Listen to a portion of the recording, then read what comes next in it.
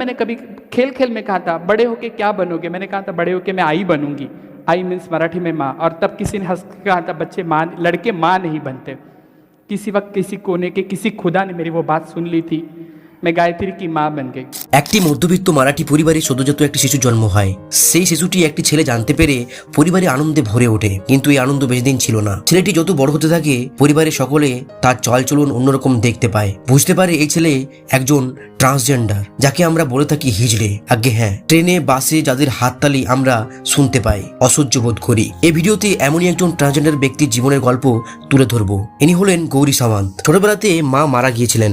বাবা তার এইরকম দৈহিক গঠন দেখে তাকে অন্য চোখে দেখতে শুরু করে। পাড়া প্রতিবেশী সকলেই বিভিন্নভাবে কটাক্ষ শুরু করে। এরপর গৌরী সিদ্ধান্ত নিয়েছিলেন যে এখানে আর তিনি থাকবেন না। হাতে 60 টাকা নিয়ে পুনে থেকে মুম্বাই চলে গিয়েছিলেন। কি করবেন, কোথায় যাবেন, কোথায় উঠবেন কিছুই জানা ছিল না।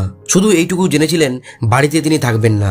এরপর একটি এনজিওতে তিনি যোগ দিয়েছিলেন। সেই এনজিও তাকে আশ্রয় দিয়েছিল এবং লোকেদের পাশে দাঁড়াতে সাহায্য করেছিল। 2014 সাল পর্যন্ত তার ঠিকঠাকই চলছিল। তারপরে একটি ঘটনা তার জীবনটা সম্পূর্ণ পাল্টে দেয়। একটি যৌনকর্মীর মৃত্যু হয়। তার একটি ছোট্ট মেয়ে ছিল।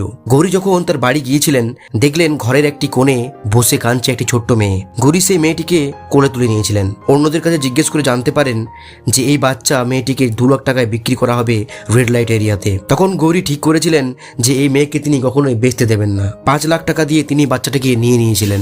বাড়িতে নিয়ে আসেন সে বাচ্চাটিকে, বড় করে তোলেন, যার নাম রাখেন গায়ত্রী। লালন পালন করে বড় করে তুলেছেন মাতৃস্নেহে। তাই গৌরী বলেন মা শুধুমাত্র জন্ম দিলেই হয় না, তাকে মাতৃস্নেহে বড় করাটাও একটা মায়ের স্বধর্ম। গৌরী সামন্তের জীবনের গল্প নিয়ে একটি টিভি সিরিজও রয়েছে জিও সিনেমাতে, চাইলে আপনিও দেখতে পারেন। সিরিজটির নাম তালি, যেখানে গৌরীর চরিত্রে অভিনয় করেছেন সুস্মিতা সেন।